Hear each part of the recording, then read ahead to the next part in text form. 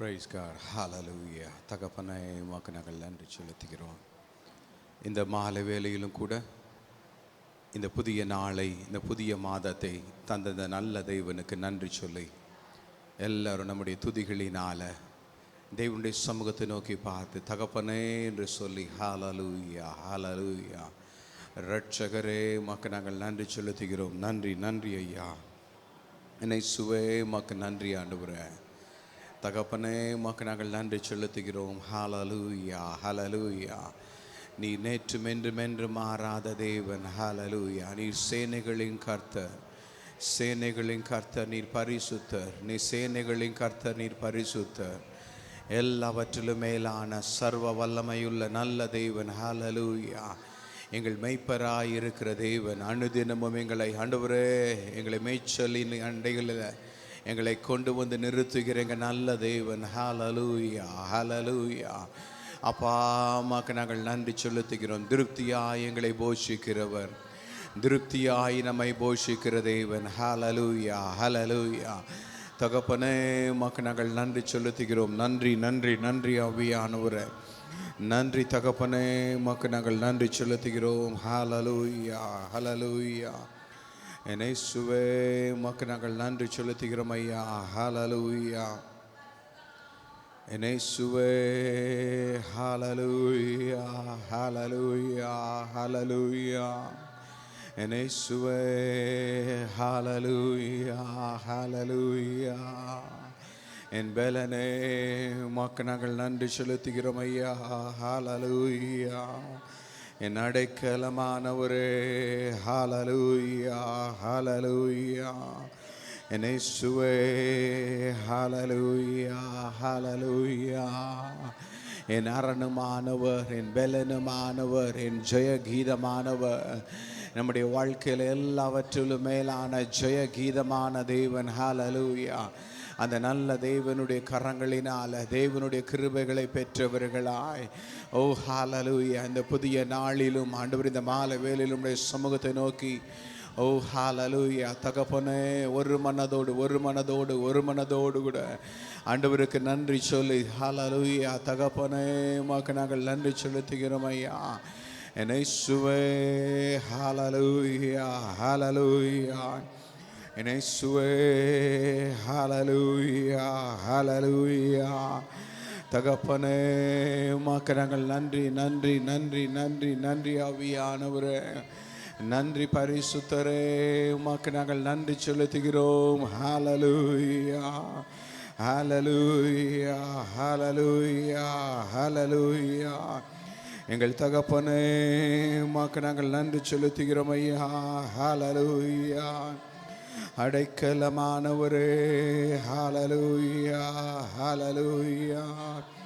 என் இயேசுவே ஹalleluya ஹalleluya. என்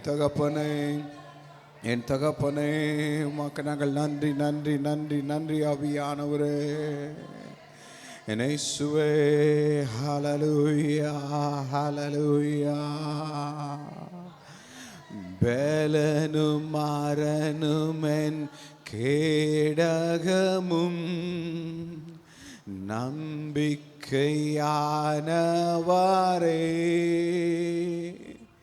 பாடி புகழ்ந்து நான் போற்றிடுவேன் உம்மையே. உயர்த்தி சொல்லுமா. பலனும் மரணும் என் கேடகமும் நம்பிப்புமானவரே.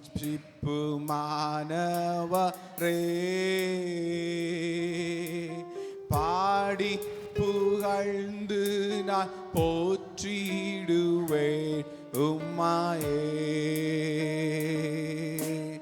யெகோவா ஷம்மா என்னோடு என்றும் நீ. யெகோவா நிசி என் ஜெயக்கொடி நீ. யெகோவா ரப்பா என் பரிகாரி நீ.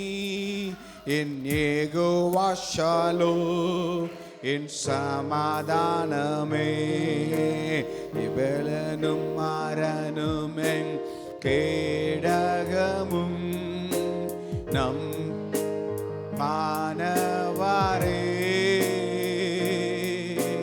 பாடி புகழ்ந்து நான் போற்றிடுவேன் உம்மையே. ஆமென். வேலனும் மரனுமென் கேடகமும் ரட்சிப்புமானவரே. ஆமென். பாடி புகழ்ந்து நான் போற்றிடுவேன் உம்மையே.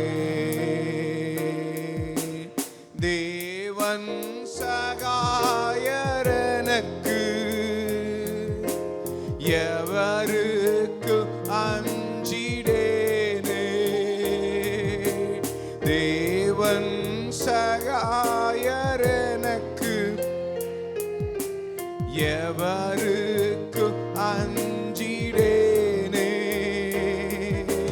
ஒரு போதும் என்னை விட்டு விலகுவதில்லை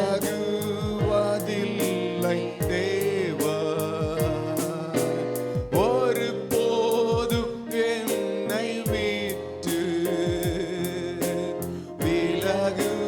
விலகுவதில்லை தேவன். யெகோவா ஷம்மா என்னோடு என்றும் நீ. யெகோவா நிசி ஜெயக்கொடி நீ.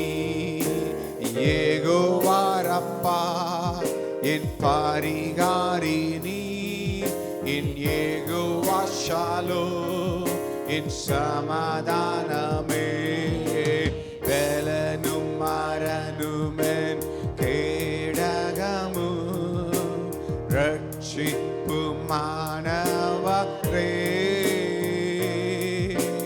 பாடி புகழ்ந்து நான் போற்றிடுவேன் உம்மையே. வேலனும் மரனுமென் கேடகமும் ரட்சிப்புமானவரே. ஆமென். பாடி புகழ்ந்து நான் போற்றிடுவேன் உம்மையே. என் சகாயர் நீரே என்னோடு என்றுமே. என் சகாயர் நீரே என் பெலன் நீரே. என் யெகோவா ஷம்மா என்னோடு என்றும் நீ. என் யெகோவா ரப்பா என் சுகம் தானே. என் யெகோவா ரப்பா என் பரிகாரி நீ. என் யெகோவா ஷாலோம் என் சமாதானமே. என் சமாதானமே. என் சமாதானமே. யெகோவா ரப்பா என் பரிகாரி நீ. என் யெகோவா ஷாலோம் என் பரிகாரியே. என் சமாதானமே. என் சமாதானமே. இந்த மாலை வேளையில் தேவனை உயர்த்தியாம் ஆண்டவரே. கர்த்தருக்குள் நாங்கள் எப்பொழுதும் சந்தோஷமாய், கர்த்தருக்குள் நாங்கள் எப்பொழுதும் சந்தோஷமாய் ஆண்டவர் உம்முடைய சமூகத்தில் உம்முடைய நிறைவான வார்த்தைகளோடு, உம்முடைய நிறைவான உம்முடைய பிரசன்னத்தோடு கூட இந்த மாலை வேளையில் உம்முடைய சமூகத்தை நோக்கி நாங்கள் வந்து நிற்கிறோம் ஐயா. ஓ ஹல்லேலூயா, ஹல்லேலூயா இயேசுவே, ஹல்லேலூயா, ஹல்லேலூயா. இந்த வேளையில் கூட இந்த புதிய மாதத்தின் முதல் நாளையும் தெய்வன் தாமே ஆசீர்வதித்து தேவன் தாமே ஒவ்வொரு நாளும் தம்முடைய சட்டையில் நிழலில் தேவன் நம்மை வழி நடத்தும்படியாக நம்மை ஒப்பு கொடுத்து ஆசீர்வதித்து இந்த ஆராதனைக்காக ஜெபிப்போம். இந்த நாளிலும் தேவனை ஆராதிக்கும்படியாக கூடி வந்திருக்கிற உங்கள் ஒவ்வொருவரையும் இயேசு கிறிஸ்துவின் நாமத்தினாலே உங்களை வாழ்த்தி வரவேற்கிறோம்.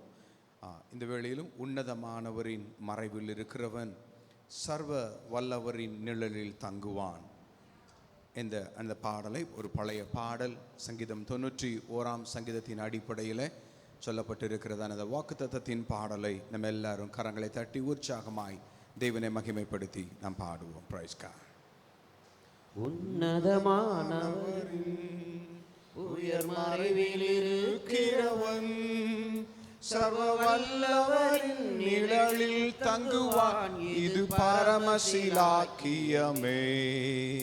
சர்வ வல்லவரின் நிழலில் தங்குவான். இது பரமசிலாக்கியமே.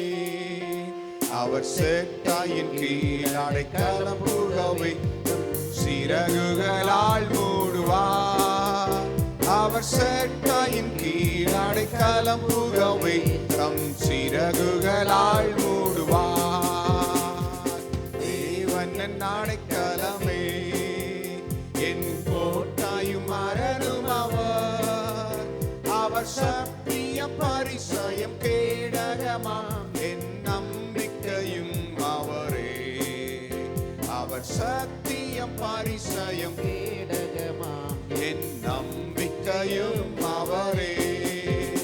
அவர் சேட்டாயின் கீழ் அடைக்கலம் புகவை தம் சிறகுகளால் மூடுவார். அவர் சேட்டாயின் கீழ் அடைக்கலம் புகவை தம் சிறகுகளால் மூடுவார்.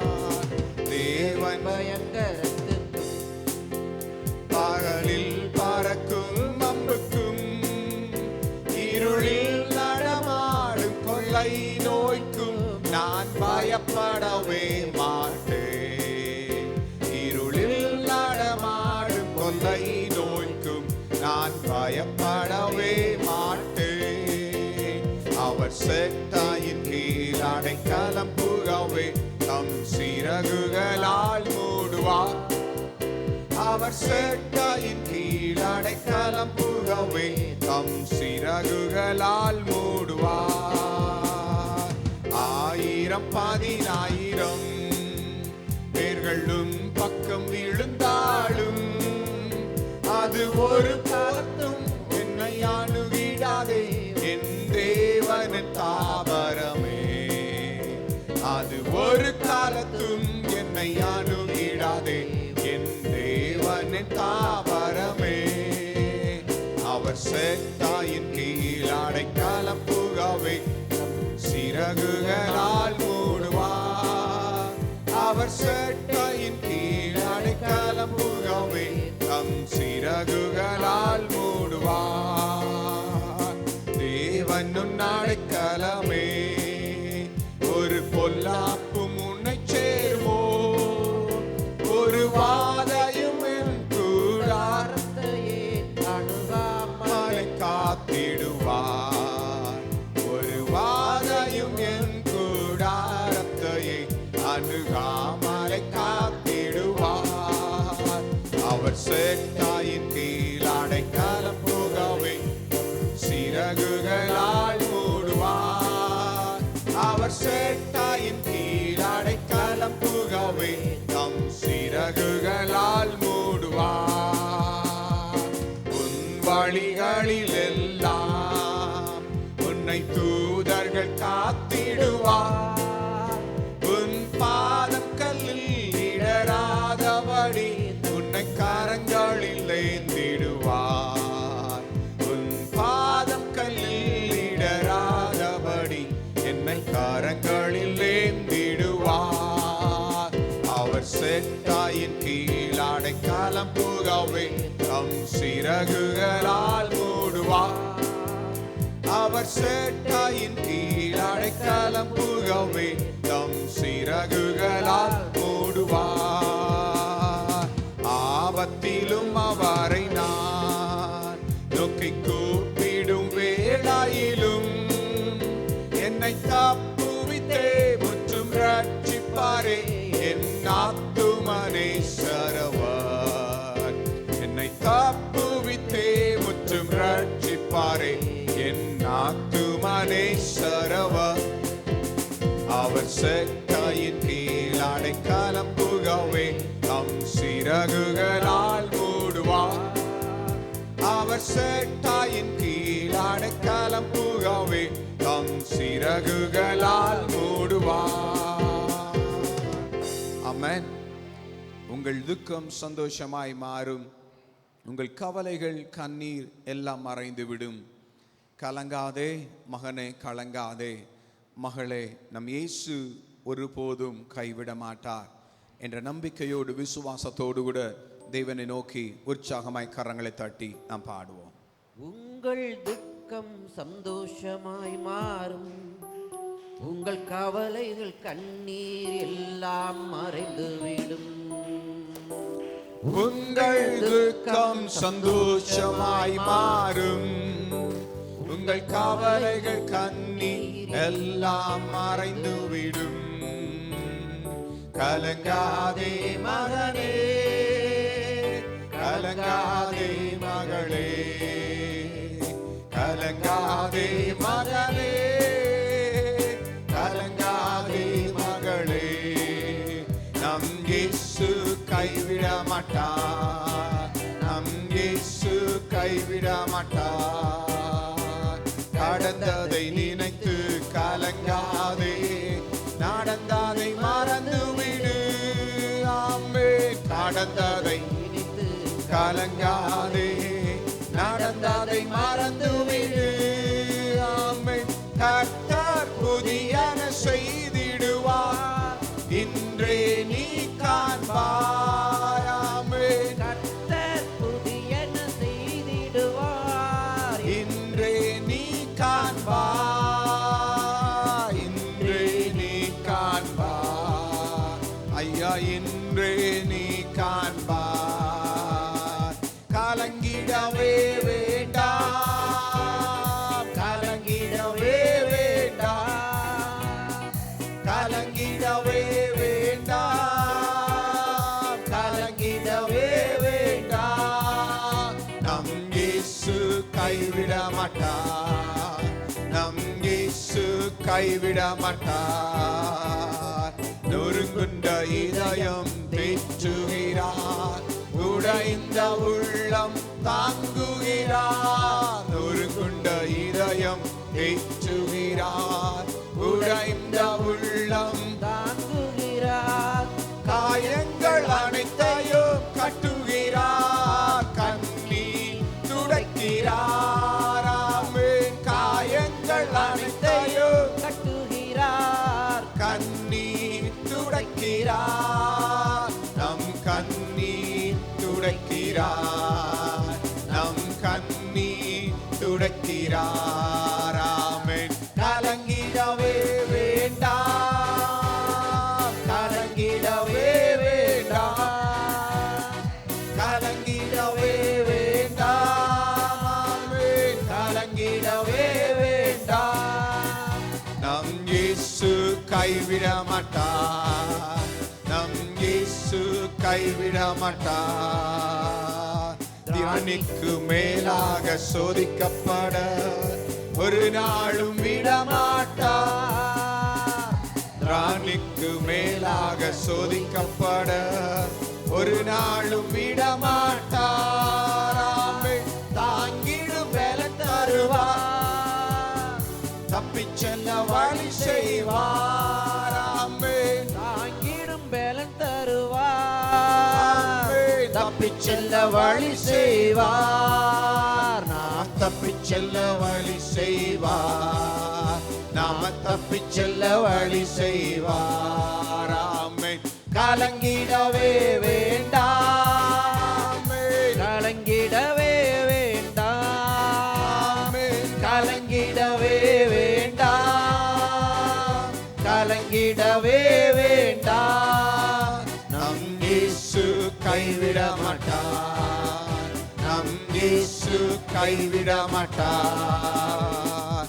நல்லதோர் போராட்டம் போராடுவோம், விசுவாசம் காத்துக் கொள்வோம். நல்லதோர் போராட்டம் போராடுவோம், விசுவாசம் காத்துக் கொள்வோம். நீதியின் கிரீடம் நமக்கு உண்டு, நேசர் வருகையில் தந்திடுவார். நீதியின் கிரீடம் நமக்கு உண்டு, நேசர் வருகையில் தந்திடுவார்.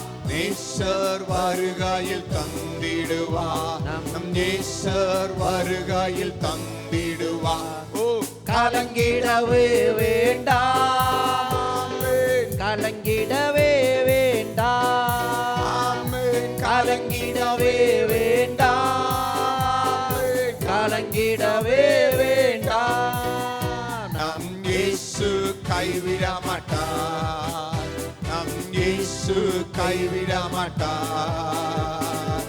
உங்கள் துக்கம் சந்தோஷமாய் மாறும், உங்கள் கவலைகள் கண்ணீர் எல்லாம் மறைந்துவிடும். ஆமென். உங்கள் துக்கம் சந்தோஷமாய் மாறும், உங்கள் கவலைகள் கண்ணீர் எல்லாம் மறைந்துவிடும். கலங்காதே மகனே, கலங்காதே மகளே, ஆமென். கலங்காதே மகனே, கலங்காதே மகளே, நம் இயேசு கைவிட மாட்டார், நம் இயேசு கைவிட மாட்டார், நம் இயேசு கைவிட மாட்டார். நாம் அனைவரும் இருந்த வண்ணமாகவே தலைகளை வணங்கி தேவனை நோக்கி பார்ப்போம். அன்புள்ள தகப்பனே, இந்த புதிய நாளுக்காக உமக்கு நன்றி சொல்லுகிறோம் ஆண்டவரே. இந்த புதிய மாதத்திற்காக நன்றி சொல்லுகிறோம். இந்த புதிய வருடத்திலே 3 மாதங்கள் நீர் எங்களோடு கூட இருந்தீர், அதற்காக நன்றி சொல்லுகிறோம். தேவரீர், நீர் என்னோடே கூட இருக்கிறீர், எங்களோடே கூட இருக்கிறீர் என்பதே நாங்கள் உம்மேல் வைத்திருக்கிற தைரியம் ஆண்டவரே, நம்பிக்கை, விசுவாசம் ஆண்டவரே. உம்முடைய கிருபை எங்களை விட்டு விலகுவதும் இல்லை, எங்களை கைவிடுவதும் இல்லை ஆண்டவரே. நீர் எங்களை கைவிடுவதில்லை தகப்பனே. நன்றியோடு உம்மை ஸ்தோத்தரிக்கிறோம் ஐயா. ஆண்டவரே, இந்த முதல் நாளிலே உம்மை நோக்கி நாங்கள் பார்க்கிறோம் ஐயா. கர்த்தருடைய ஆவியானவரே, கர்த்தருடைய ஆவியானவரே, கர்த்தருடைய ஆவியானவரே, கர்த்தருடைய ஆவியானவரே, கர்த்தருடைய ஆவியானவரே, நீர் எங்களோடு கூட பேசுவீராக தகப்பனே. எங்கள் கண்களை வார்த்தைக்கு நேராக திருப்புகிறோம், எங்கள் காதுகளை வார்த்தைக்கு நேராக திருப்புகிறோம், எங்களுடைய இருதயத்தை வார்த்தைக்கு நேராக திருப்புகிறோம் ஆண்டவரே. எங்கள் வாழ்க்கையை வார்த்தைக்கு நேராக நாங்கள் திருப்புகிறோம். கர்த்தருடைய ஆவியானவரே, கர்த்தருடைய ஆவியானவரே, கர்த்தருடைய ஆவியானவரே, நீர் எங்களோடு கூட இடைப்பட வேண்டுமாய் ஜெபிக்கிறோம் ஆண்டவரே.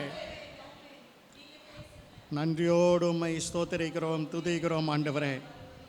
ஆண்டவரே, வந்திருக்கிற ஒவ்வொருவரையும் நீர் ஆசீர்வதிக்கும்படியாக, தனித்தனியாக ஆசீர்வதிக்கும்படியாக நாங்கள் ஜெபிக்கிறோம் ஆண்டவரே. ஒவ்வொருவருடைய உள்ளத்திற்கு தேவையான வார்த்தைகளை, அந்த பரலோக மன்னாவை நீர் பொழிந்தருள வேண்டுமாய் ஜெபிக்கிறோம் ஆண்டவரே.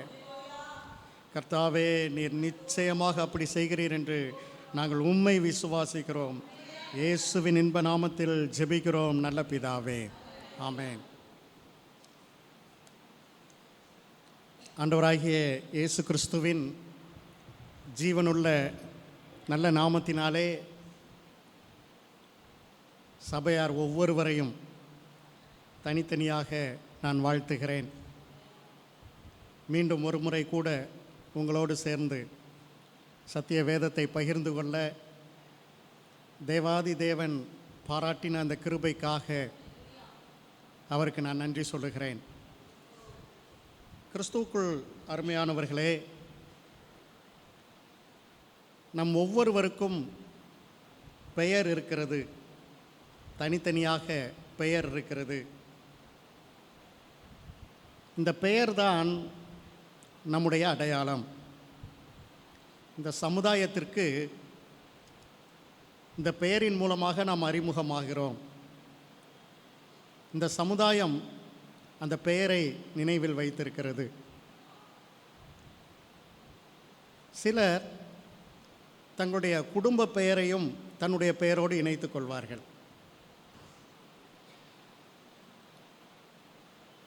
முதல் பெயர் அவர்கள் பெயராக இருக்கும். இரண்டாவது பெயர், த செகண்ட் நேம், அது அவர்களுடைய குடும்ப பெயராக இருக்கும். அந்த பெயரை கேட்ட உடனே அவருடைய குடும்ப பின்னணி, குடும்ப பாரம்பரியம், குடும்ப கலாச்சாரம், குடும்ப செல்வாக்கு இவையெல்லாம் நம்முடைய ஞாபகத்திற்கு வரும். ஆக ஒரு பெயர் அந்த நபரை குறித்து சமுதாயத்திற்கு பல தகவல்களை சொல்லுகிறது. சிலர் தங்கள் பெயருக்கு பின்பாக தம்முடைய சமுதாயத்தை சார்ந்த அடையாளத்தை சேர்த்து கொள்வார்கள். அதுவும் கூட அவர்களுடைய சமுதாய பின்னணி, சமுதாய செல்வாக்கு இவை எல்லாவற்றையும் மற்றவர்களுக்கு காண்பிப்பதற்காகத்தான். பெயர் மிக மிக முக்கியமான பங்கை வகிக்கிறது. உங்களுடைய பெயரை யோசித்துக் கொள்ளுங்கள். உங்களுடைய பெயரின் மூலமாக நீங்கள் அறியப்பட்டிருக்கிறீர்கள்.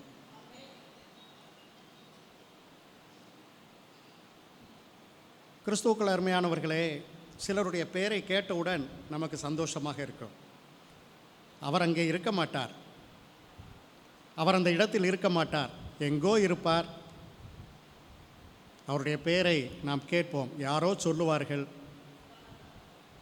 அந்த பெயரை கேட்டவுடனே நமக்கு சந்தோஷமாக இருக்கும். அவர் ஆபத்தில் நம்மோடு கூட இருந்தவராக இருப்பார். பிரச்சனை நேரங்களிலே நம்மோடு கூட இருந்தவராக இருப்பார். கண்ணீரின் பள்ளத்தாக்கிலே நாம் சென்றபோது நம்மோடு கூட நடந்து வந்தவராக இருப்பார். நாம் விழுந்தபோது கைதூக்கி நம்மை எடுத்தவராக இருப்பார். அவர்களுடைய பெயர்களை கேட்கும்போது நம்முடைய மனதிற்கு சந்தோஷமாக இருக்கிறது. ஆக பெயர் என்பதுதான் ஒரு மனிதனை பற்றிய, ஒரு மனிதனுடைய குணாதிசயங்களை, அவனுடைய பின்னணியங்களை, அவனுடைய கலாச்சாரத்தை, அவனுடைய செல்வாக்கை, அவனுடைய படிப்பை, பட்டத்தை, எல்லாவற்றையும் உலகிற்கு காண்பிக்கிறது. நம்முடைய தேவனுக்கு பல நாமங்கள் இருப்பதாக இந்த வேதம் சொல்லுகிறது. தேவன் பல நாமங்களாலே அறியப்படுகிறார். ஒவ்வொரு காலகட்டத்திலும் மனிதனுக்கு தேவன் தம்முடைய பெயரை வெளிப்படுத்துகிறார். ஆதி பக்தர்கள், ஆதி விசுவாசிகளை நீங்கள் எடுத்துக்கொள்வீர்கள் என்று சொன்னால், ஒவ்வொரு காலகட்டத்திலும் தேவன் தம்மை மனிதனுக்கு அறிமுகப்படுத்துகிறார் தம்முடைய நாமத்தின் மூலமாக. இந்த நாமத்தை கேட்டவுடன் மனிதனுக்கு உள்ளே ஒரு பரவசம். யெகோவா ராஃபா என்ற நாமத்தை கேட்டால் வியாதியஸ்தனுக்கு ஒரு பெரிய சந்தோஷம். யெகோவா ராஃபா என்ற நாமம் உள்ளவர், குணமாக்குபவர், அவர் எனக்கு சுகம் தருவார் என்ற ஒரு விசுவாசம். தேவனும் கூட ஒவ்வொரு காலகட்டத்திலே பெயரை அறிமுகப்படுத்தும் போது அவருடைய ஒவ்வொரு குணாதிசயங்களையும் மனிதனுக்கு காண்பித்து கொண்டே வருகிறார். அருமையானவர்களே, பிதாவிற்கென்று நாமங்கள் உண்டு, குமாரனுக்கென்று நாமங்கள் உண்டு, பரிசுத்த ஆவியானவருக்கான நாமங்கள் உண்டு. பிதாவிற்கான நாமங்கள் பிதாவிற்குரியவைகள் மாத்திரமல்ல, அவை கிறிஸ்துவையும் குறிக்கின்றன. கிறிஸ்துவுக்குரிய நாமங்கள் கிறிஸ்துவுக்குரியவைகள் மாத்திரமல்ல, அவை பரிசுத்த ஆவியானவரையும் குறிக்கின்றன. அருமையானவர்களே, பிதாவின் நாமத்திற்கு வேதம் அதிக முக்கியத்துவம் கொடுத்திருக்கிறது. பண்டைய நாட்களிலே இந்த வேதத்தை எழுதும்போது தேவனுடைய நாமம் அதை எழுத வேண்டும் என்று சொன்னால் அதை எழுதுகிறவர் உடனடியாக அங்கிருந்து தன்னுடைய இருக்கையிலிருந்து எழும்பி சாஷ்டாங்கமாய் பணிந்து அதன் பின்பு ஒரு புதிய பேனாவை எடுத்து அதை எழுதிவிட்டு அந்த பேனாவை தூர எறிந்து விடுவார். திரும்பவும் முகங்குப்புற விழுந்து தேவனை பணிந்து கொள்வார். தேவனுடைய நாமத்திற்கு அத்தனை கனமும் மரியாதையும் முந்தைய நாட்களிலே பக்தர்கள் கொடுத்தார்கள் என்று வேத வல்லுநர்கள் சொல்லுகிறார்கள். கிறிஸ்துவுக்குள் அருமையானவர்களே, பிதாவினுடைய நாமம் மிகவும் உயர்ந்தது, மேலானது, மகத்துவமானது. அந்த நாமங்கள் எல்லாம் கல்வாரியிலே கனிந்து வந்தது கிறிஸ்துவின் மூலமாக. கல்வாரி சிலுவையிலே பிதாவின் நாமம் பல நூற்றாண்டுகளாக மனிதர்களுக்கு புரியாமல் இருந்த சில நாமங்கள், பல நாமங்கள் கல்வாரியை பார்க்கும்போது புரிந்துவிட்டது தேவன் எப்படிப்பட்டவர் என்பதை. கிறிஸ்துவுக்குள் அருமையானவர்களே, ஒரு 3 நாமங்களை நாம் எடுத்துக்கொண்டு அந்த நாமங்கள் எப்படி கல்வாரியிலே நிறைவேறிற்று என்பதை நாம் பார்க்க போகிறோம். ஒவ்வொருவருடைய வாழ்க்கையிலும் கல்வாரி சிலுவை முக்கிய பங்கை வகிக்கிறது. கல்வாரி சிலுவையில் அறையப்பட்ட கிறிஸ்து மிக முக்கிய பங்கை வகிக்கிறார். ஆகவே அவருக்கு நம்முடைய மனதிலே மிக மிக மிக முக்கிய பங்கை கொடுக்க வேண்டியது அவசியமாயிருக்கிறது. கல்வாரி நிகழ்வை மாத்திரம் யோசித்து பார்த்தால் ஒரு நாள் அல்ல, 2 நாள் அல்ல, 1 மாதம் அல்ல, 2 மாதம் அல்ல, 1 வருடம் அல்ல, 2 வருடம் அல்ல, கல்வாரியை பற்றி பேசிக்கொண்டே இருக்கலாம். ஏனென்றால் உலக தோற்றத்திற்கு முன்பிருந்தே உலகத்தின் முடிவு பரியந்தம் அதற்கு பின்பு வரை இந்த மொத்த உலக காலகட்டத்தையும் இந்த கல்வாரி தான் மையமாக இருக்கிறது. ஆகவே தான் கல்வாரியிலே எல்லாம் நிறைவேறிற்று, கல்வாரியிலே எல்லாம் முடிக்கப்பட்டது. கிறிஸ்து இயேசு ஆகவே தான் எல்லாம் முடிந்தது என்று அறிந்து முடிந்தது என்று சொன்னார். கல்வாரி சிலுவையில் அறையப்பட்ட கிறிஸ்து, அருமையானவர்களே, இது மாதத்தின் ஒரு வருடத்தின் 40 நாட்கள் மாத்திரம் சிந்திக்கக்கூடிய சம்பவம் அல்ல. வருடம் முழுவதும் ஒவ்வொரு நாளிலும் கல்வாரியில் அறையப்பட்ட கிறிஸ்து, அவரை நாம் விசுவாசித்து கொண்டே இருக்க வேண்டும், விசுவாசித்து பார்த்து கொண்டே இருக்க வேண்டும். கிறிஸ்தவ வாழ்க்கை என்பது அருமையானவர்களே நாட்கள் ஆக ஆக புரிகிறது, காலங்கள் போக போக புரிகிறது, வேதத்தை வாசிக்க வாசிக்க அறிந்து கொள்ள முடிகிறது. மொத்த கிறிஸ்தவ வாழ்க்கையும் கிறிஸ்து என்ற நபர், அவரை சுற்றித்தான், அவரை மையமாக வைத்துத்தான் நம்முடைய கிறிஸ்தவ வாழ்க்கை இருக்க வேண்டும் என்று இந்த வேதம் எதிர்பார்க்கிறது. அதுதான் உண்மையும் கூட. அருமையானவர்களே, கல்வாரி அத்தனை முக்கியத்துவம் வாய்ந்தது. இந்த கல்வாரியிலே தான் பிதாவின் நாமங்கள் ஒவ்வொன்றாக எல்லாமே நிறைவேறிற்று, பலித்தது. அதிலே ஒரு நாமம் நாம் பார்க்கிறோம், யெகோவா ஷாலோம். யெகோவா ஷாலோம்,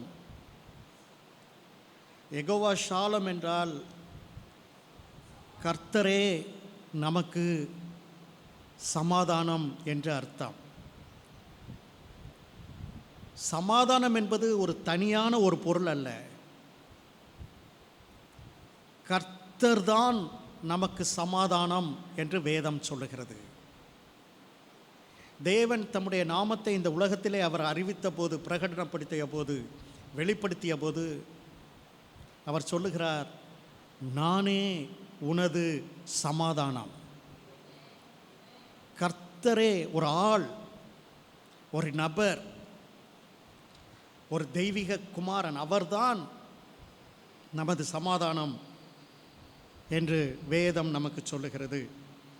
நியாயாதிபதிகள் புஸ்தகம் 4வது அதிகாரம் 23வது வசனம், 24வது வசனம்.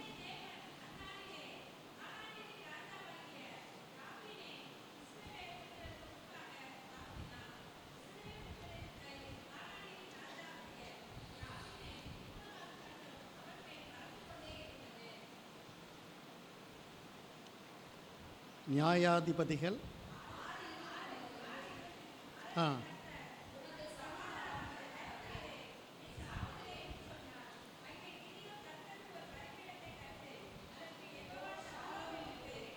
யெகோவா ஷாலோம் என்று பெயரிட்டார். கிறிஸ்துவுக்குள் அருமையானவர்களே, யெகோவா ஷாலோம் என்றால் கர்த்தரே நமக்கு சமாதானம் என்று அர்த்தம். தேவனே நமக்கு சமாதானம். தேவன் ஒரு பக்கம், மனிதன் மற்றொரு பக்கம். தேவனுக்கும் மனிதனுக்கும் இடையில் ஒரு மிகப்பெரிய பிரிவு. இந்த பிரிவுக்கு காரணம் தேவன் இல்லை, இந்த பிரிவுக்கு காரணம் மனிதன். இந்த பிரிவு எங்கே தோன்றியது? தேவனுக்கு என்று மனிதன் புறங்காட்டினானோ, தேவனுடைய வார்த்தைக்கு என்று மனிதன் புறந்தள்ளினானோ, அன்றே ஆரம்பித்து விட்டது மனத்தாங்கல், மன வருத்தம், மனப்பிரிவு, கடைசியிலே ஒரு நிரந்தர பிரிவு. தேவனுக்கும் மனிதனுக்கும் இடையில் ஒரு பகை. திரும்பவும் சொல்லுகிறேன், தேவன் காரணம் அல்ல, இந்த மனிதன்தான் காரணம். இப்போது மனிதன் சொல்லவில்லை, சமாதானம் என்று சொல்லவில்லை. பகைக்கு காரணமானவன் அமைதலாய் இருக்கிறான். தேவன் சொல்லுகிறார், நானே உனது சமாதானம். இருவருக்கும் இடையில் உள்ள சமாதானம் யார் என்று சொன்னால் தேவன். தேவன் கிறிஸ்துவிலே எப்படி நிறைவேறியது என்று நாம் பார்ப்போம் என்று சொன்னால், ஏசாயா 53வது அதிகாரம் 5வது வசனம்.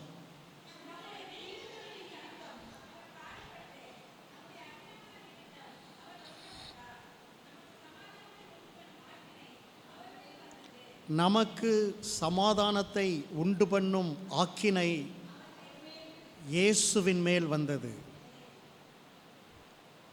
சமாதானத்தை உருவாக்குவதற்கு ஒரு தண்டனையை ஒருவர் அனுபவிக்க வேண்டும், ஒரு ஆக்கினையை ஒருவர் அனுபவிக்க வேண்டும். இந்த தண்டனை, இந்த ஆக்கினை,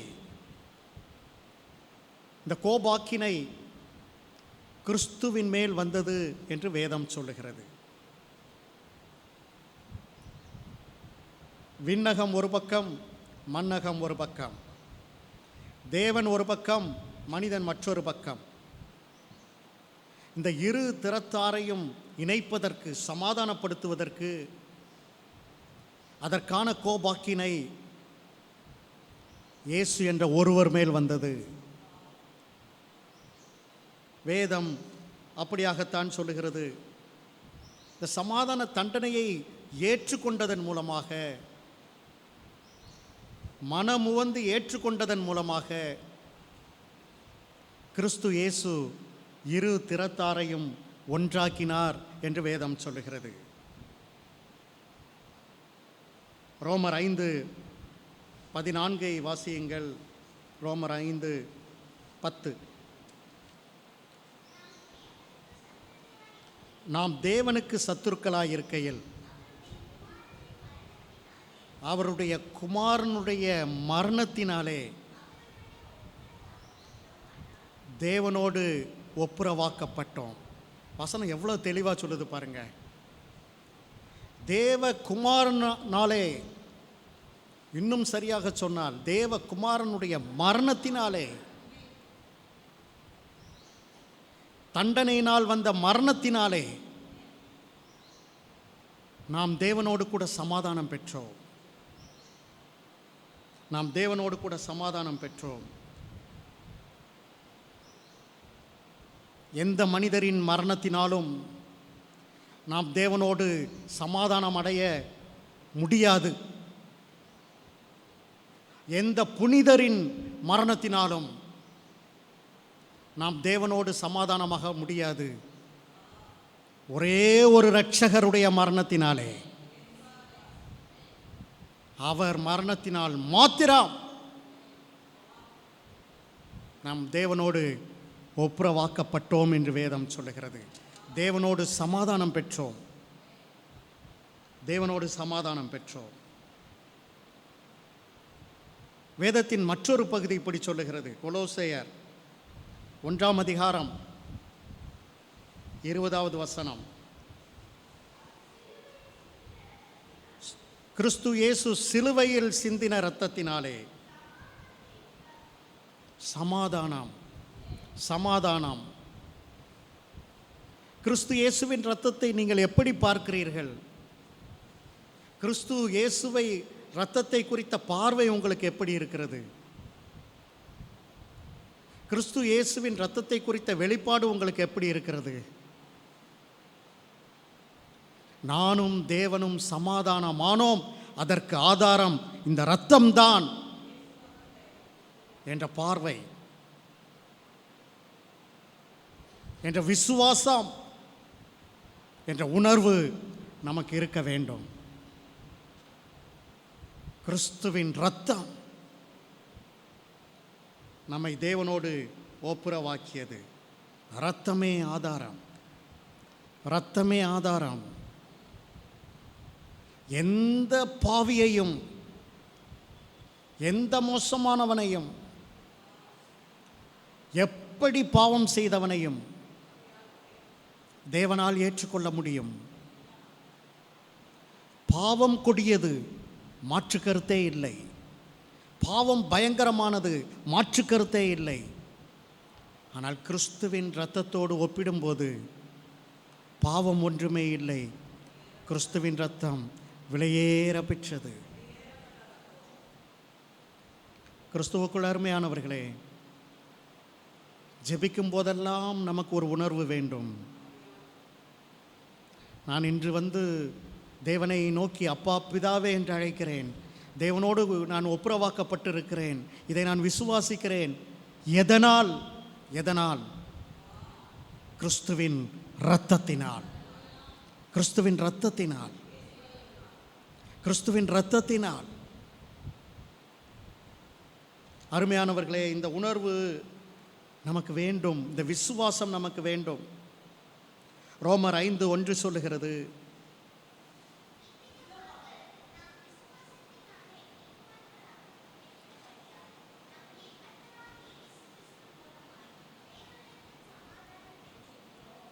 திரும்ப சொல்றாங்க பாருங்க, கிறிஸ்துவினாலே தேவனிடத்தில் நாம் சமாதானம் பெற்றிருக்கிறோம். அருமையானவர்களே, இந்த கிறிஸ்து கிறிஸ்து கிறிஸ்து கிறிஸ்து கிறிஸ்து என்று உங்களுடைய எண்ணங்களை கிறிஸ்துவின் மேல் நீங்கள் குவிக்க வேண்டுமாய் நான் விரும்புகிறேன். ஒரே ஒருவர் மேல், ஒரே ஒருவர் மேல், ஒரே ஒருவர் மேல் உங்களுடைய எண்ணங்களையும் எண்ண ஓட்டங்களையும் மொத்த வாழ்க்கையும் நீங்கள் குவிக்க வேண்டும் என்று நான் விரும்புகிறேன். கிறிஸ்துவினாலே தேவனிடத்தில் நாம் சமாதானம் பெற்றிருக்கிறோம். அந்த கிறிஸ்து என்கிற இடத்தை யாருக்கும் கொடுக்காதிருங்கள். கிறிஸ்துவினாலே தேவனோடு இணைக்கப்பட்டிருக்கிறேன், அதோடு நிப்பாட்டிடணும். அந்த சுவிசேஷகராலே தேவனோடு இணைக்கப்பட்டேன், இல்லை. அந்த ஊழியக்காரர் மூலமாக தேவனோடு இணைக்கப்பட்டேன், இல்லை. அந்த மனிதராலே நான் தேவனோடு இணைக்கப்பட்டேன், இல்லை. கிறிஸ்துவினாலே. அவர்களெல்லாம் உங்களுக்கு செய்திகளை அறிவித்தவர்களாக இருக்கலாம். அதற்குரிய பலனை பரலோகத்தில் தேவன் அவர்களுக்கு கொடுக்க போகிறார். பூலோகத்தில் அவர்கள் அதில் ஏற்கனவே பெற்றிருப்பார்கள். இந்த கிறிஸ்து என்கிற இடம், அந்த கிறிஸ்துவுக்கு கொடுக்கக்கூடிய முக்கியத்துவம், அதை மாற்றி கொடுக்கவே கூடாது. அருமையானவர்களே, அவர் ஒருவராலே நாம் தேவனோடு சமாதானம் பெற்றிருக்கிறோம். தேவனோடு நாம் சண்டையாக இல்லை, தேவனும் நம்மோடு சண்டையாக இல்லை. தேவன் நம்மீது பகை கொண்டிருக்கவில்லை, நாமும் தேவனோடு பகை கொண்டிருக்கவில்லை. தேவன் நம்மை விட்டு பிரிந்திருக்கவில்லை, தேவன் நம்மோடு கூட இணைந்தே இருக்கிறார். சத்திய வேதம் அப்படித்தான் சொல்லுகிறது. பகை இல்லை, இணைந்திருக்கிறோம். இதற்கும் ஒருபடி மேலாக இயேசு எப்படி சொல்லுகிறார்? யோவான் 14:27 இயேசு விதமாய் சொல்லுகிறார், சமாதானத்தை உங்களுக்கு வைத்து போகிறேன், என்னுடைய சமாதானம், என்னுடைய சமாதானத்தையே உங்களுக்கு வைத்து போகிறேன். அருமையானவர்களே, கிறிஸ்துவை போல கொடுக்கக்கூடியவர் நீங்கள் யாரையும் பார்க்க முடியாது. வள்ளல்கள் பற்றி நாம் படித்திருப்போம். வள்ளல்கள் என்று சொன்னவுடன் பெயர்கள் நமக்கு ஞாபகம் வருகிறது. வள்ளல் என்று சொன்னவுடன் இயேசு என்ற பெயர்தான் நமக்கு ஞாபகத்திற்கு வர வேண்டும். அவர் தம்முடைய சமாதானத்தையே நமக்காக கொடுத்திருக்கிறார். நான் அதை உணரலையே பிரதர், நீங்கள் உணர்ந்திருக்க வேண்டிய அவசியம் இல்லை. ஏனென்றால் இது மாம்சத்திற்குரியதல்ல. நான் ஒரு பொருளை கொடுத்தால் நீங்கள் பெற்றுக்கொள்வீர்கள், மாம்சத்திலே புரிந்து கொள்வீர்கள். ஆனால் இது ஒரு ஆவிக்குரிய சமாதானம். ரட்சிப்பின் போதே தேவன் இந்த சமாதானத்தை நமக்கு கொடுத்திருக்கிறார். நான் உணரவில்லை, நீங்கள் உணர வேண்டிய அவசியமில்லை. நீங்கள் அதை விசுவாசித்தால் போதும். வேதம் சொல்லுகிறது, கிறிஸ்து இயேசு எனக்கு சமாதானத்தை கொடுத்திருக்கிறார். இந்த சமாதானம் என்ன தெரியுமா? குமாரனுக்கும் பிதாவுக்கும் இடைப்பட்ட அந்த உறவு.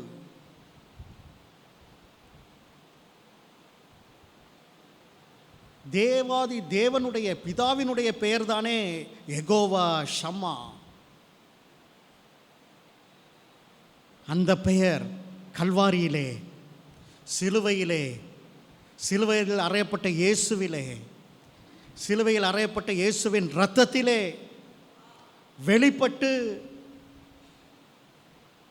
நமக்கு தேவனோடு ஒப்புரவாகக்கூடிய சமாதானத்தை கொடுத்தது. பிதாவின் நாமம் கல்வாரியிலே வெளிப்படுத்தப்பட்டது. பிதாவின் நாமம் கல்வாரியிலே பிரகடனப்படுத்தப்பட்டது. பிதாவின் குணம் கல்வாரியிலே காட்சிப்படுத்தப்பட்டது. இன்றும் நாம் கல்வாரியை நோக்கி பார்க்கிறோம்.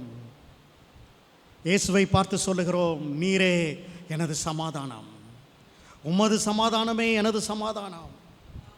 என்னையும் பிதாவையும் நீர் ஒன்றாக்கினீர். கிறிஸ்தவுக்குள் அருமையானவர்களே, கிறிஸ்தவ வாழ்க்கை என்பது அந்த கிறிஸ்து என்ற ஒருவரோடு இணைக்கப்பட்டிருப்பது தான்.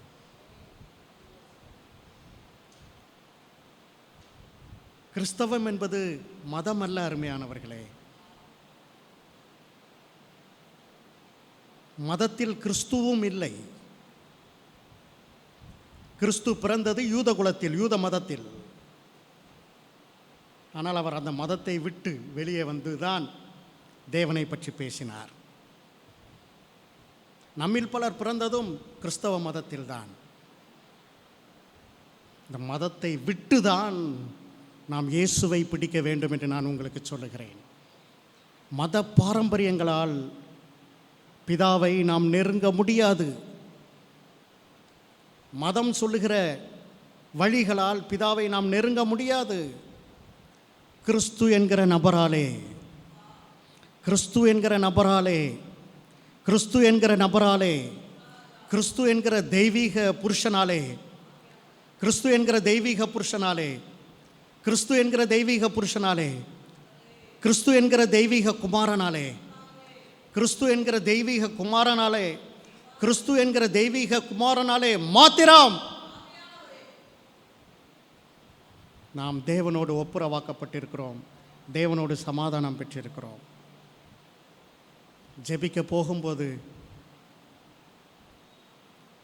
நான் அல்ல கிறிஸ்துவே, வேதம் வாசிக்கும்போது நான் அல்ல கிறிஸ்துவே, ஊழியம் செய்யும்போது நான் அல்ல கிறிஸ்துவே, பிரசங்கிக்கும்போது நான் அல்ல கிறிஸ்துவே, பாடும்போது நான் அல்ல கிறிஸ்துவே.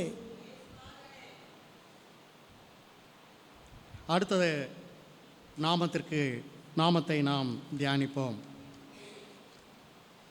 யெகோவா சிட்கேனு என்கிற நாமம். அதற்கு அர்த்தம் நமது நீதியாக இருக்கிற கர்த்தர். எரேமியா 23வது அதிகாரம் 6வது வசனம். மன்னிக்கவும், எசேக்கியேல்.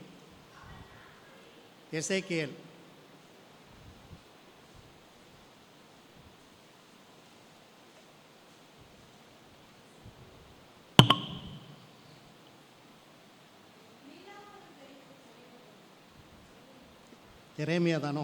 எரேமியா வாசிங்க. எரேமியா 23:6.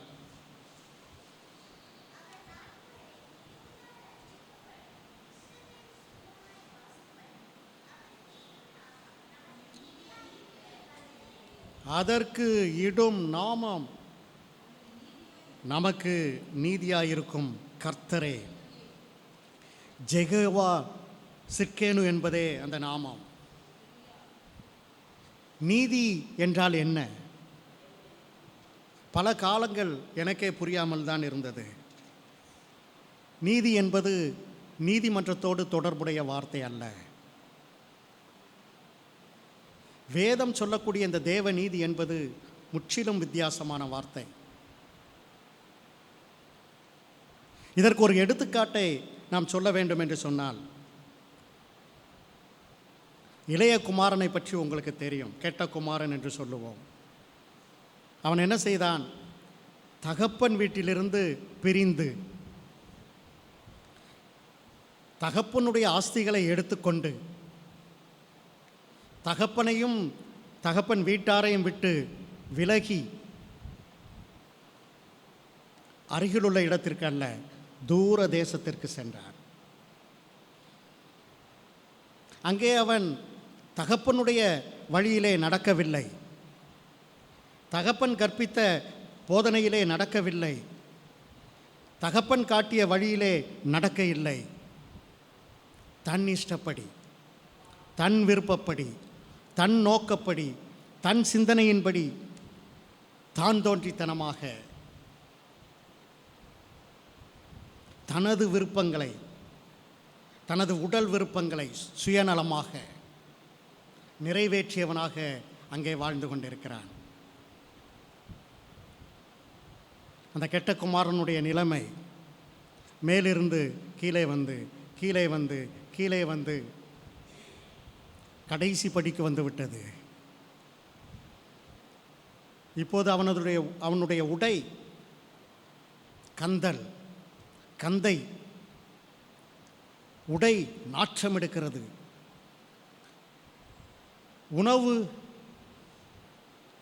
பன்றிக்கு போடக்கூடிய ஆகாரம். வேதம் அப்படி சொல்லவில்லை.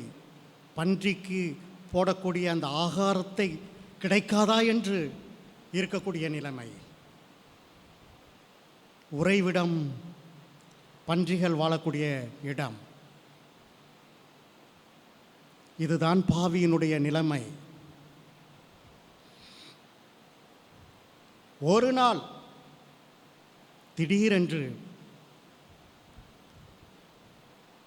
பன்றிகள், பன்றி குடிசை, பன்றி உணவு, இதிலிருந்து தன்னுடைய எண்ணத்தை எடுத்து தன்னுடைய மனதை திருப்பி தூர இருந்த அப்பாவை நோக்கி பார்க்கிறான். மனதை திருப்புகிறான். திரும்பியவன் அங்கே இல்லை. நடக்க ஆரம்பிக்கிறான் தகப்பனை நோக்கி. தகப்பன் வீட்டிற்குள் நுழைகிறான். தகப்பன் ஓடோடி வருகிறார். நாற்றத்தை பார்க்கவில்லை, அசிங்கத்தை பார்க்கவில்லை, அவமானத்தை பார்க்கவில்லை. ஏனென்றால் மகன் புது ஆடை, புதிதான உணவு ஆயத்தமாக இருக்கிறது. புதிய உறைவிடம் ஆயத்தமாக இருக்கிறது. புதிய மோதிரம் அணிவிக்கப்படுகிறது. பழையவைகள் எல்லாம் ஒழிந்து போயின, எல்லாம் புதிதாயின. பாவம் அங்கே, நீதி இங்கே. இதுதான் நீதி. அவன் நீதியை பெற்றான். தகப்பனுடைய நீதியை பெற்றுக்கொண்டான். அதுதான் அவனை இங்கே உயர்த்தியது. தகப்பன் கிருபையாக அவனுக்கு தம்முடைய நீதியை கொடுத்தார். தகுதி இங்கிருந்து எங்கோ சென்று விட்டது. இன்றைக்கு தேவனே நமது நீதியாயிருக்கிறார். நம்முடைய பழைய தகுதியை நீங்கள் நினைத்து பாருங்கள். நம்முடைய பழைய வாழ்க்கையை நினைத்து பாருங்கள். பாவ இடம். இன்று நாம் இருக்கிற இடத்தை நோக்கி பாருங்கள். உணர்ந்து பாருங்கள். பணத்தை சொல்லவில்லை, நான் பட்டத்தை சொல்லவில்லை. அந்த கிறிஸ்துவுக்குள் இருக்கக்கூடிய அந்த இடத்தை, அந்த ஸ்தானத்தை நீங்கள் நினைத்து பாருங்கள். அது எப்படி கிடைத்தது? தேவனே நமது நீதியாக இருந்ததால் இது கிடைத்தது. தவம் இருந்தால் கிடைக்குமா? கிடைக்காது. வரம் வேண்டினால் கிடைக்குமா? கிடைக்காது. வாழ்நாள் முழுதும் சம்பாதித்தால் கிடைக்குமா? கிடைக்காது.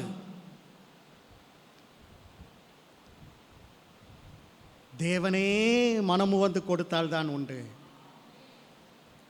தேவன் சொல்லுகிறார், நானே நீதியாயிருக்கிறேன். ரோமர் 4:25 சொல்லுகிறது. ரோமர்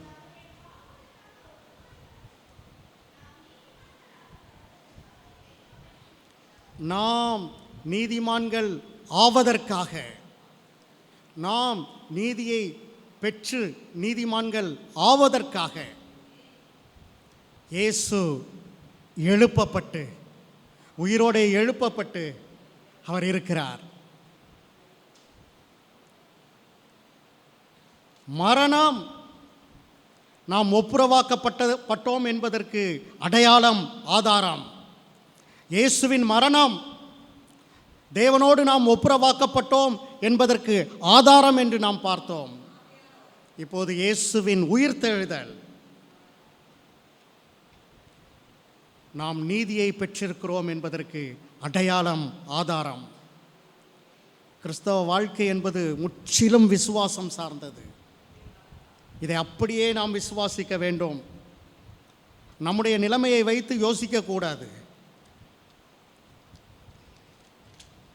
நம்முடைய பின்னணியத்தை வைத்து, நம்முடைய குடும்பத்தை வைத்து, நம்முடைய பொருளாதார தரத்தை வைத்து, நம்முடைய படிப்பை வைத்து, அந்தஸ்தை வைத்து இதை யோசிக்கக்கூடாது. தேவனே நமது நீதியாயிருக்கிறார். மனதுவந்து அவர் தம்மையே நீதியாக கொடுத்திருக்கிறார். இதற்கு ஒரு அடையாளத்தை காட்டியிருக்கிறார், ஒரு ஆதாரத்தை கொடுத்திருக்கிறார். அது என்ன? கிறிஸ்து இயேசுவின் உயிர்த்தெழுதல். நம்முடைய அடிப்படை விசுவாசமே அதுதான். கிறிஸ்து எனக்காக பிறந்தார். உலக தோற்றத்திற்கு முன்பே கிறிஸ்து எனக்காக தெரிந்து கொள்ளப்பட்டார். உலக தோற்றத்திற்கு முன்பாகவே கிறிஸ்துவுக்குள் நான் தெரிந்து கொள்ளப்பட்டேன். கிறிஸ்து காலங்கள் நிறைவேறின போது எனக்காக பிறந்தார். கிறிஸ்து எனக்காக கல்வாரியிலே எனது பாவங்களை ஏற்றுக்கொண்டார். கிறிஸ்து எனக்காக மரித்தார். கிறிஸ்து எனக்காக உயிர்த்தார். இந்த கிறிஸ்து எனக்காக உயிர்த்தார் என்பதுதான் ஆதாரம் நான் நீதி ஆக்கப்பட்டிருக்கிறேன் என்பதற்கு.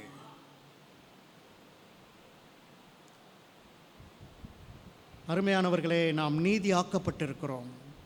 இதை நான் திரும்பவும் சொல்லுகிறேன். காதில் கேட்டால் ரொம்ப புரியாது பாருங்க. அப்படியே விசுவாசிக்க வேண்டும். வேதத்தை அப்படியே நாம் விசுவாசிக்க கற்றுக்கொள்ள வேண்டும். இன்னொரு வசனம் சொல்லுகிறது, ரோமர் 8:33.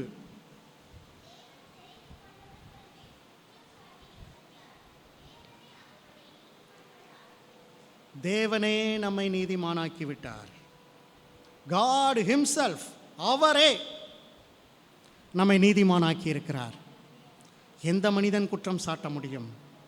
எந்த பிசாசு குற்றம் சாட்ட முடியும்?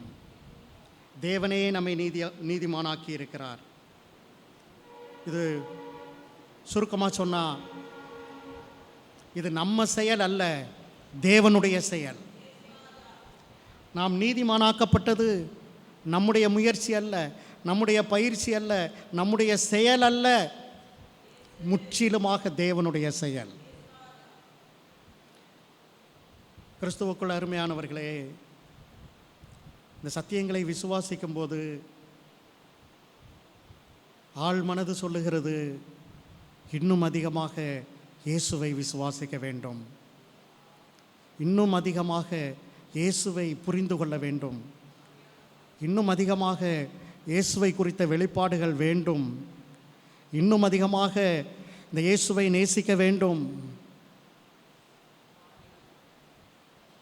இன்னும் அதிகமாக இந்த சத்தியத்திலே வளர வேண்டும். இயேசு என்ற ஒரு நபரினாலே.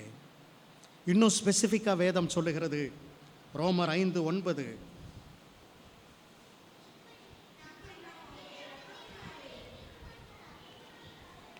இயேசுவின் இரத்தத்தினாலே நீதிமான்களாக்கப்பட்டிருக்கிறோம்.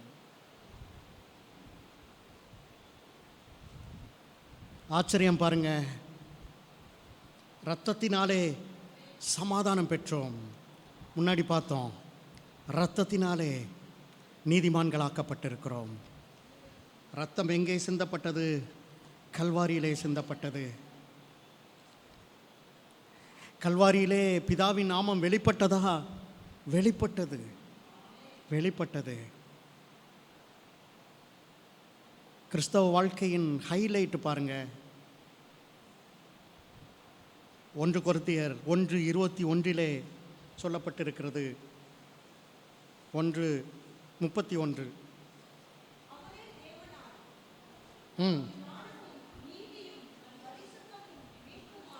இயேசுவே நமது நீதியானார். யாருடைய உயிர்த்தெழுதலினால் நாம் நீதிமான்கள் ஆக்கப்பட்டோமோ அந்த இயேசுதான் நமக்கு நீதி என்று வேதம் சொல்லுகிறது. இந்த நாமத்திலிருந்து நாம் நீதியை பெற்றுக்கொண்டோம். பிதாவின் நாமம் யெகோவா சிட்கேனோ, நமது நீதியாயிருக்கிற கர்த்தர். அது கல்வாரியிலே கிறிஸ்துவின் மூலமாக, கிறிஸ்துவின் இரத்தத்தின் மூலமாக நமக்கு நீதியை கொண்டு வந்தது. இன்று நாம் கிறிஸ்துவினாலே நீதியாக இருக்கிறோம், நீதிமான்களாக இருக்கிறோம். கிறிஸ்துவே நமது நீதியானார் என்று வேதம் சொல்லுகிறது. நாம் நீதியாக்கப்பட்டபடியினால் பாவம் செய்ய போவதில்லை. அருமையானவர்களே, இன்னைக்கு உலகம் என்ன சொல்லுதுன்னா, நீ பாவம் செய்யலைன்னா நீ நீதிமான். ஆனால் வேதம் என்ன சொல்லுதுன்னா, நீ நீதி ஆக்கப்பட்டபடியினாலே, நீ நீதி ஆக்கப்பட்டபடியினாலே, நீ நீதி ஆக்கப்பட்டபடியினாலே இனி நீ பாவம் செய்வதில்லை. இந்த இயேசுவை பிடித்து கொள்ள வேண்டியது அவசியம். பாவம் செய்யாமல் இருக்க வேண்டுமா? மனதில் முயற்சிக்கிறது இல்லை பாருங்க, அப்படியே நம்மளை பாதுகாத்துக்கிறது இல்லை. இந்த கிறிஸ்துவின் மேல் உள்ள விசுவாசம், கிறிஸ்துவே எனது நீதி என்கிற ஆழமான விசுவாசம்.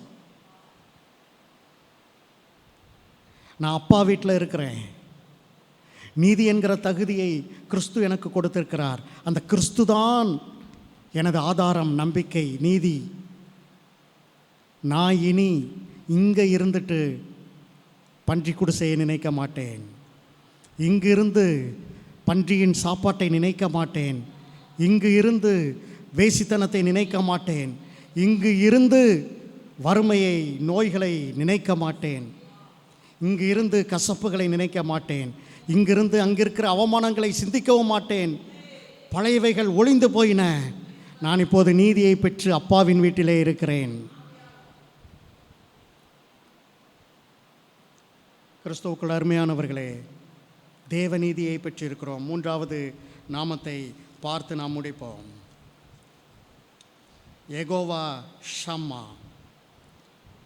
யெகோவா ஷம்மா என்ற நாமத்திற்கு பல அர்த்தங்கள் இருந்தாலும், யெகோவா ஷம்மா என்பதற்கு தேவன் பிரசன்னமாக இருக்கிறார், தேவன் பிரசன்னராக இருக்கிறார் என்பதுதான் அர்த்தம்.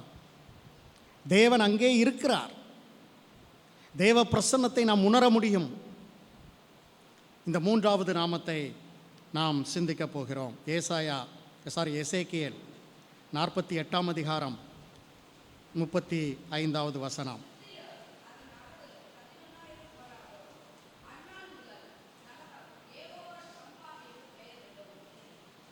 யெகோவா ஷம்மா,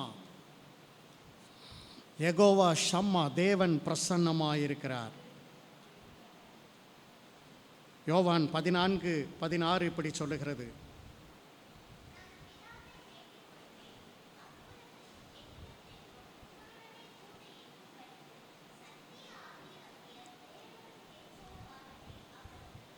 பிதாவின் பிரசன்னம், குமாரனுடைய பிரசன்னம் சத்திய ஆவியானவர் மூலமாக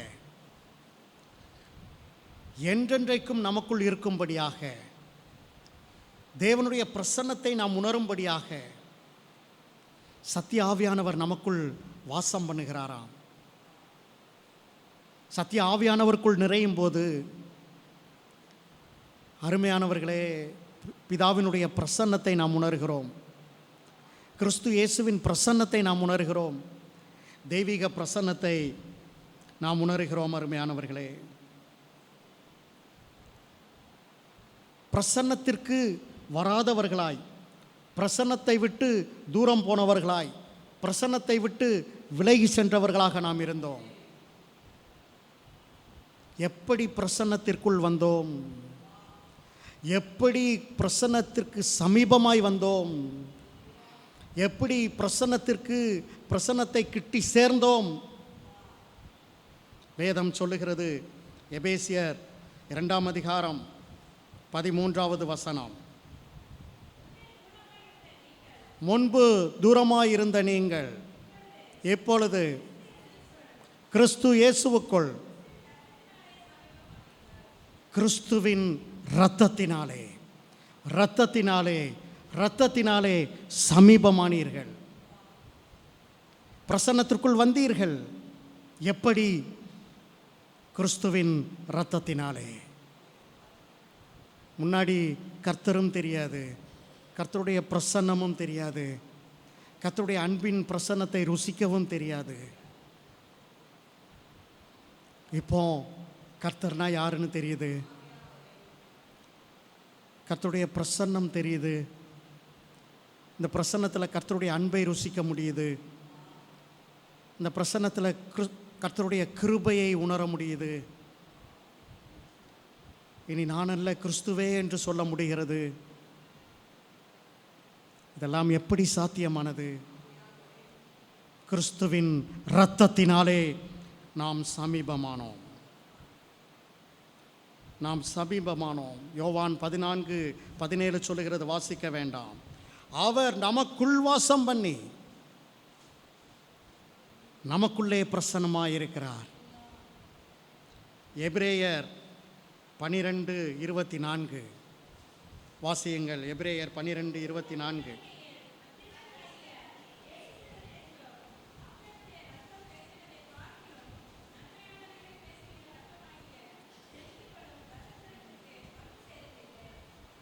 இது ஒரு அருமையான வசனம் பாருங்க. தெளிக்கப்பட்ட இரத்தத்திற்கு நேராக இரத்தத்தினிடத்தில் நீங்கள் வந்து சேர்ந்தீர்கள். முடிக்கப் போகிறேன், கவனியுங்கள். இரத்தத்தினாலே ஒப்புரவாக்கப்பட்டோம், இரத்தத்தினாலே நீதியாக்கப்பட்டோம்,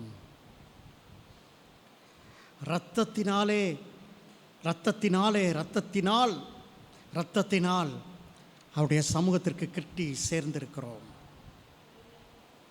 தூரமாக இருந்தோம், பிரசன்னத்தை உணர்கிறோம். இப்போது இரத்தம் எங்கே தெளிக்கப்பட்டது? இந்த வசனம் சொல்லுகிற இரத்தம் எங்கே தெளிக்கப்பட்டது? நீங்கள் விசுவாசத்திலே என்னோடு கூட கிருபாசனத்திற்கு வாருங்கள். கிருபாசனம் மகா பரிசுத்த ஸ்தலத்திற்கு வாருங்கள். பழைய ஏற்பாட்டின் காலத்திலே தெய்வீக கூடாரம் கட்டப்பட்டது. இந்த தெய்வீக கூடாரத்தை பற்றி வேதம் சொல்லுகிறது, பரலோகத்தில் இருக்கிற அந்த தொழுகையின் கூடாரத்தின் ஜெராக்ஸ் காப்பி தான் இது. இந்த தெய்வீக கூடாரம் எப்படி கட்டப்பட்டது? வெளிப்பிரகாரம் இருந்தது, உள்ளே பரிசுத்த ஸ்தலம் இருந்தது, இங்கே மகா பரிசுத்த ஸ்தலம் இருக்கிறது. மிக முக்கியமான நேரம், கவனியுங்கள். பரிசுத்த ஸ்தலம் அங்கே இருக்கிறது, மகா பரிசுத்த ஸ்தலம் இங்கே இருக்கிறது. இந்த வசனம் சொல்லுகிற இரத்தம் எங்கே தெளிக்கப்பட்டிருக்கிறது? மகா பரிசுத்த ஸ்தலத்திற்குள்ளே இருக்கிற கிருபாசன பெட்டியின் மேலே தெளிக்கப்பட்டிருக்கிறது. நீங்கள் எங்கு வந்து சேர்ந்தீர்கள்? தெளிக்கப்பட்ட இரத்தத்தின் இடத்திற்கு, அந்த இடத்திற்கு நீங்கள் வந்து சேர்ந்தீர்கள்.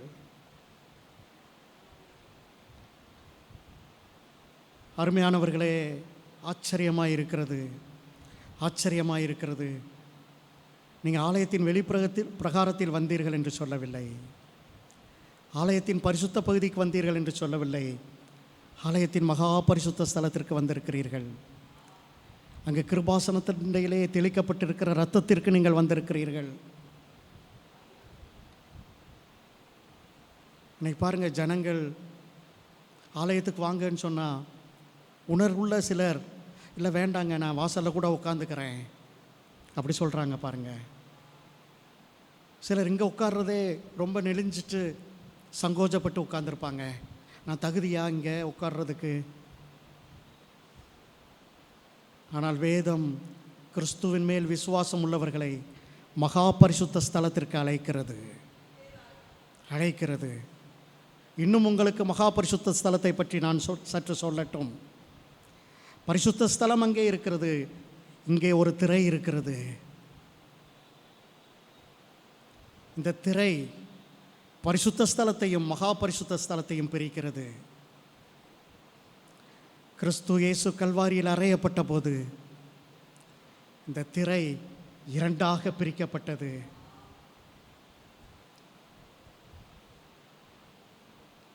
கிருபாசனம் இப்போது திறந்திருக்கிறது. கிருபாசன திரை சீலை கிழிக்கப்பட்டிருக்கிறது. திரைச்சீலைக்குள்ளே நாம் நுழைவோம். உள்ளே நுழைந்து பார்ப்போம். அங்கே ஒரு கிருபாசன பெட்டி இருக்கிறது.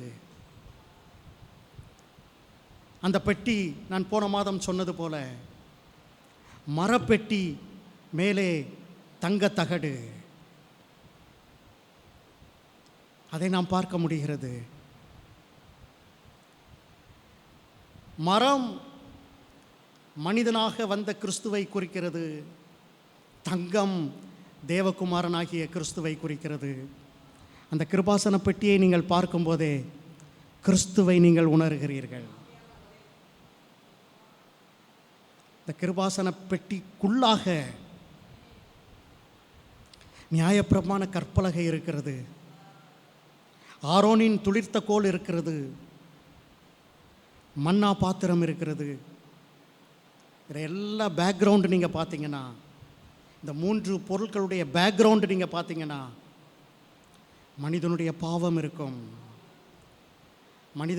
மனிதன் தேவனை குறித்து சொன்ன முறுமுறுப்புகள் இருக்கும். தேவனை பற்றிய பேச்சுக்கள், ஏளனமாக பேசிய பேச்சுக்கள் இருக்கும்.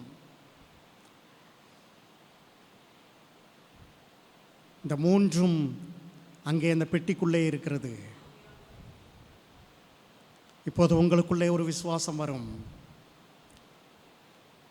என்னுடைய மீறுதல், என்னுடைய அக்கிரமம், என்னுடைய பாவம் எல்லாம் கிறிஸ்துவுக்குள்ளே, எல்லாம் கிறிஸ்துவுக்குள்ளே, எனக்குள்ளே அல்ல. ஒரு சற்று மேலே பார்க்கிறீர்கள், அங்கே இரத்தம் தெளிக்கப்பட்டிருக்கிறது. இரத்தம் தெளிக்கப்பட்டிருக்கிறது. தெளிக்கப்பட்ட இரத்தத்தினிடத்தில் நீங்கள் வந்து சேர்ந்திருக்கிறீர்கள். அங்கே இரத்தம் தெளிக்கப்பட்டிருக்கிறது. திரைச்சீலை கிழிந்ததே, வேதம் என்ன சொல்லுகிறது? அது திரைச்சீலை அல்ல, கிறிஸ்துவின் மாம்சம் என்று சொல்லுகிறது. உச்சந்தலை முதல் உள்ளங்கால் வரை கிழிக்கப்பட்ட அந்த மாம்சத்தின் வழியாக கிருபாசன தண்டை நாம் சேருகிறோம். திரும்பவும் சொல்லுகிறேன், எல்லாமே இயேசு, எல்லாமே இயேசு, எல்லாமே இயேசு. உள்ளே நீங்கள் பிரதான ஆசாரியரை தேடி பாருங்கள், அவர் அங்கே இல்லை. வேதம் சொல்லுகிறது, இந்த மகா பிரதான ஆசாரியரும் இந்த கிறிஸ்து தான் என்று சொல்லுகிறது.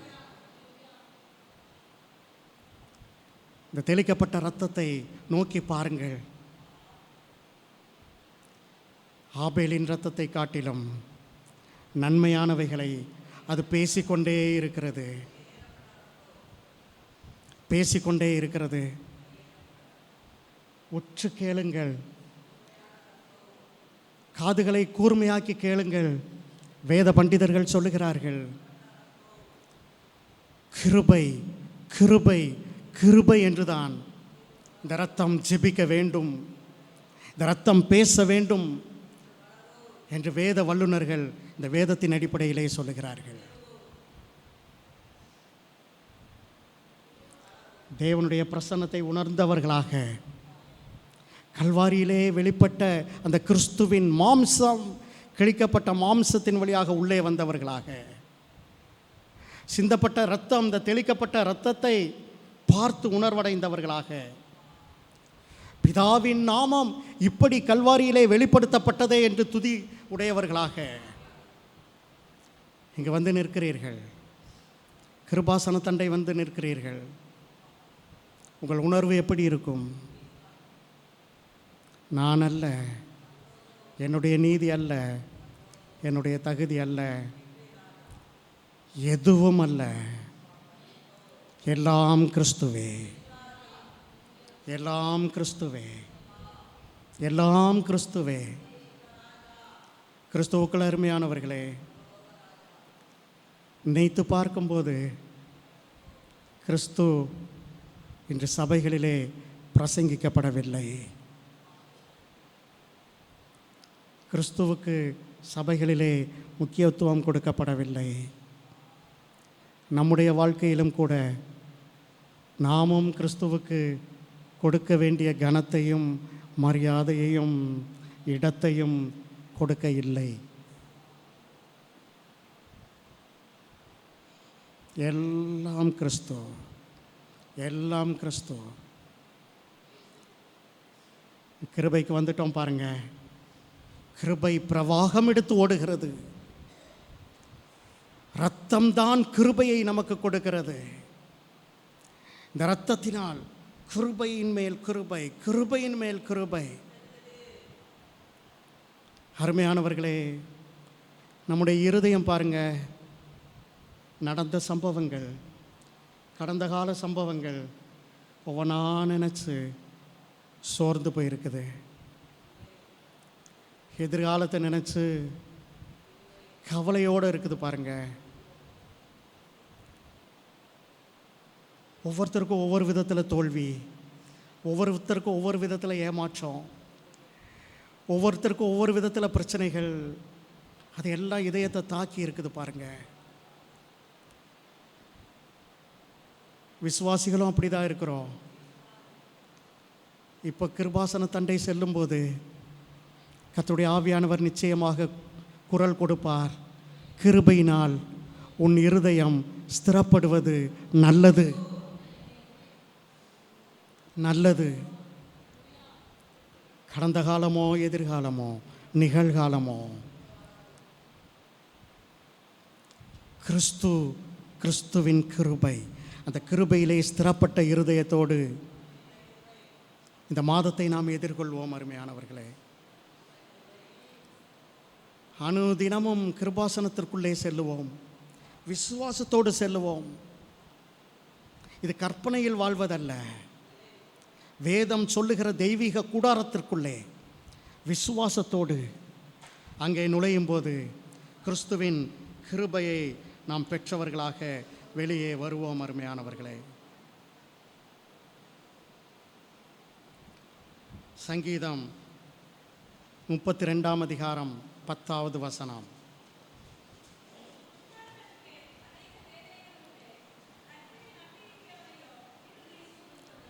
கர்த்தரை நம்பி இருக்கிறவனையோ கிருபை சூழ்ந்து கொள்ளும். அருமையானவர்களே, இந்த மத தலைவர்கள் ஃபோட்டோ பார்த்தீங்கன்னா அந்த தலையின் மேலே ஒரு ஒளிவட்டம் போட்டிருப்பாங்க பாருங்க. விசுவாசிகளுக்கு ஒரு ஃபோட்டோ பைபிள் சொல்லுது, கிருபை சூழ்ந்திருக்கிறது, கிருபை சூழ்ந்திருக்கிறது.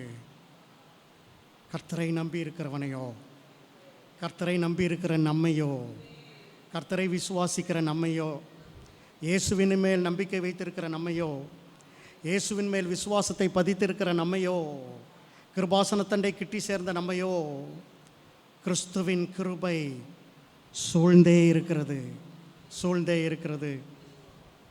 இந்த வாக்கு தத்தத்தை பிடித்துக் கொள்வோம். கர்த்தர் தாமே இந்த வசனங்களை ஆசீர்வதிப்பாராக. ஆமேன். எல்லாரும் கூட தலைகளை தாழ்த்தி தேவனுடைய சமூகத்தை நோக்கி ஆண்டவரே, சங்கீதம் 32:10 சொன்னது போல ஆண்டவரே, கர்த்தரை நம்பி இருக்கிறவனையோ கிருபை சூழ்ந்து கொள்ளும். ஹல்லேலூயா. இந்த நாளிலும் தெய்வ பிரசன்னம் நம்மோடு கூட இருந்து நம்மை வழி நடத்தும்படியாக நம்முடைய வாழ்நாள் முழுவதும் ஆண்டவரே உம்முடைய கிருபை எங்களை சூழ்ந்து கொள்ளட்டும்னு சொல்லி எல்லாரும் தேவனை உயர்த்தி ஹல்லேலூயா, ஹல்லேலூயா, ஹல்லேலூயா, ஹல்லேலூயா. தகப்பனே, உமக்கு நாங்கள் நன்றி செலுத்துகிறோம். நன்றி, நன்றி, நன்றி ஆவியானவரே. ஹல்லேலூயா. என் இயேசுவே, உமக்கு நாங்கள் நன்றி செலுத்துகிறோம், நன்றி செலுத்துகிறோம், நன்றி செலுத்துகிறோம் ஆண்டவரே.